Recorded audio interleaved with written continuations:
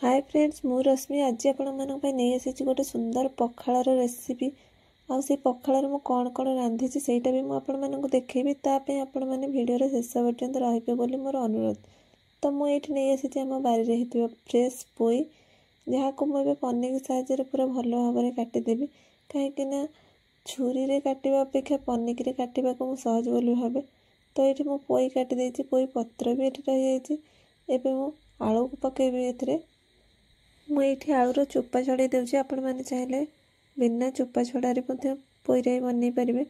तो मो हिसाब रे जेहेतु मत चोपा रही भल लगे तो मुझे चोपाटा छड़ाई देती।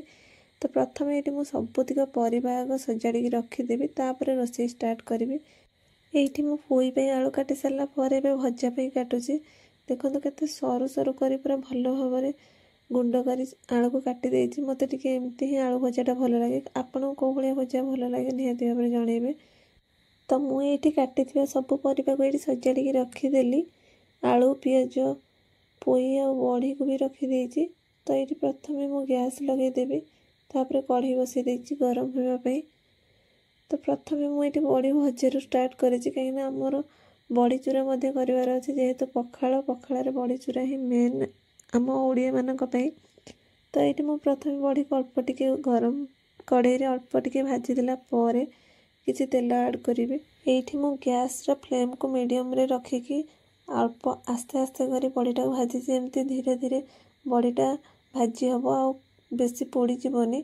तो ये मोर बड़ीर कलर सीझी जाइए बड़ी भजा भी रेडी हो जाए। मुझे साइड करदेवी पर मुझा बड़ी चूरा बनईबी। तो ये मु बड़ी तक प्रथम ये भाजिक रखीदेली आ कड़े खाली करदेली। एबे मु समान कड़े रे किसी तेल ऐड करुँची कहीं मत आलू को भाजबार अच्छी। तो ये टिके तेल गरम है मुझे फुटण नहीं सुखिला लंका और पंच फुटण नहीं। एबे फुटणटा जस्ट टिके फुटीगला मुझे ऐड करुँची पियाज।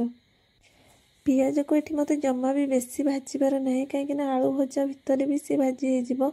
तो पियाज को जस्ट टिके भाजिला मुझे आलू को छाणिकी रखीदे आलू को सब आलू को छाणी देकी मुझे पियाज रे ऐड करदेली।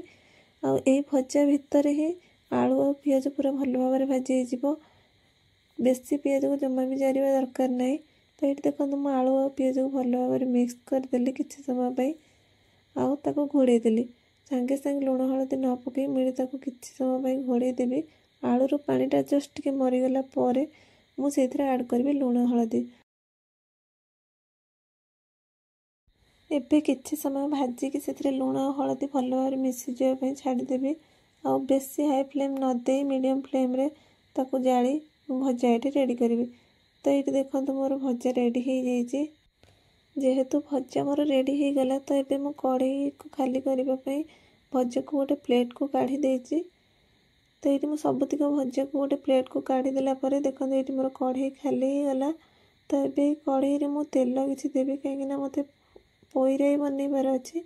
तो मुझे तेल फुटण दे सारा काटिकी रखि पोई आलू बा बैगण को ढाली दे किसी समय घोड़े रखीदेली। तापर किसी समय घोड़े रखिला ये देखो मु लुण हलदी ऐड करी। तो आपण परिवार क्वांटिटी हिसाब से ही हलदी लुण नेबे। तो मुझे मसलाटा आगुरी रेडी कर रखी सोरिष मसला जो थे मु सोरिष जीरा पियाज और रसुण सुखिला लंका नहीं। तो ये मु पोईरे को किसी समय भाजीदेला टिके परिवा सीझीगला ये मु मसला ऐड करुँची जेहेतु मोर परिवार क्वांटिटी कम थिला। तो मुझे कम मसला नहीं आपण मैंने परिवार क्वांटिटी हिसाब रे ही मसला कम बेसी करेंगे। ये मु सोरिष मसला सहित किछि पानी जेहेतु परिवा मसलाटा मोर सीझीबार अच्छी। तो ये मु अल्प पानी दे किछि समय घोड़े छाड़ी देछि। तो किछि समय भितर ये देखो मोर परिवा सीझी जाइए मसलाटा फुटी आसी अल्प। तो ये मुझे काटिकी रखि पोईर पत्र को देवी कहीं पोईरे पत्र देले ही तार टेस्ट आसो। मत एमती केवल खाड़ी भल लगे तो टिके पत्र हेले ही भल लगे खाइबापी।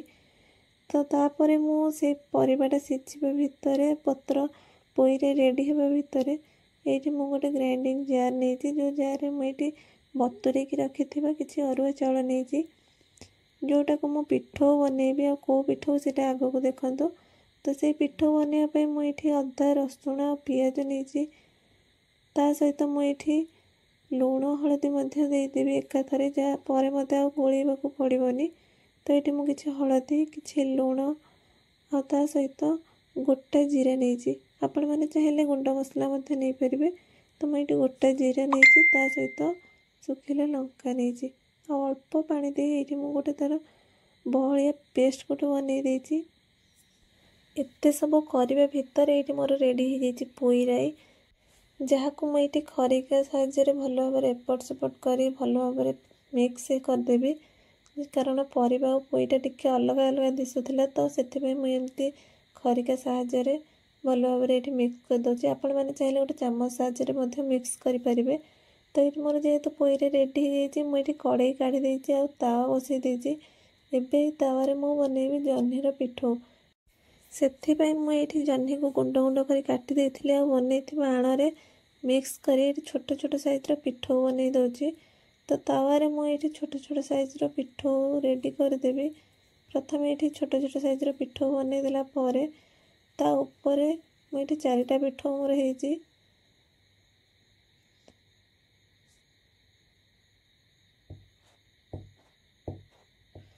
तो पिठो दे देला परे मु ऊपर जस्ट टिके तेल दे दोछि।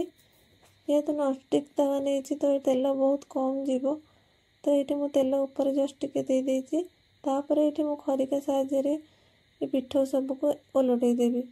गोटे पट भल भाबरे हो गला परे मु एठी आर पटटा ओलटै देछि। तो एमती गोटी गोटी करी भल भाबरे सबतिक ओलटै देला परे मु आउ टिके तेल दे देबी ऊपर। तो ये मु जस्ट टिके बेसी तेल यूज करिनी, कम तेल देछि। आ कम तेल रे एठी देखंतु मोर पिठो रेडी हो जिवो।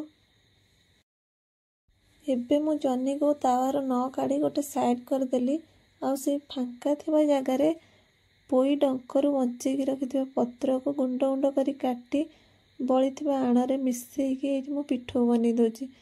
तो आपण माने देखि परथिबे केते बढ़िया पिठो बनिबो पोई पत्र रे। तो ये मु छोट छोट साइज रो पोई पत्र रो पिठो भी बनै दोछि, जोटा पखाळ भात रे बहुत ही बढ़िया लागिबो।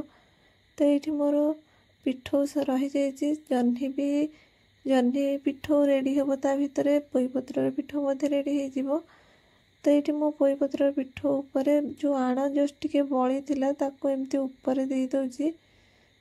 किछि समय जस्ट गोटे मिनिट अपेक्षा पर मुझे पिठो को ओलटै देवी। समान प्रोसेस समान भाव में जमी पिठो रेडी हुए ये मत से रेडी हम।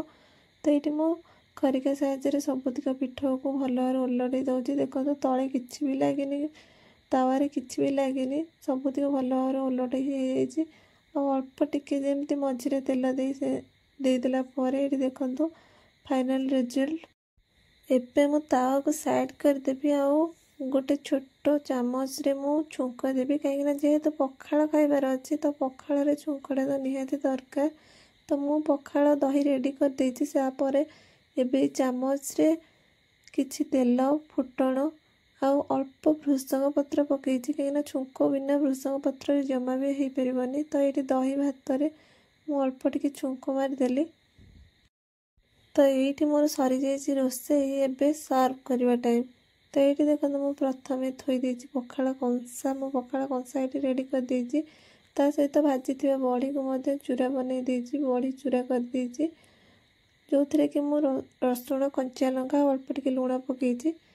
तापरे मु एठी बनै थिबा पिठो को मध्य सजाड़ी देछि। प्रथमे पोई पत्र पिठो देथिली, तापरे जह्नी रे तयारी पिठो नेथिली,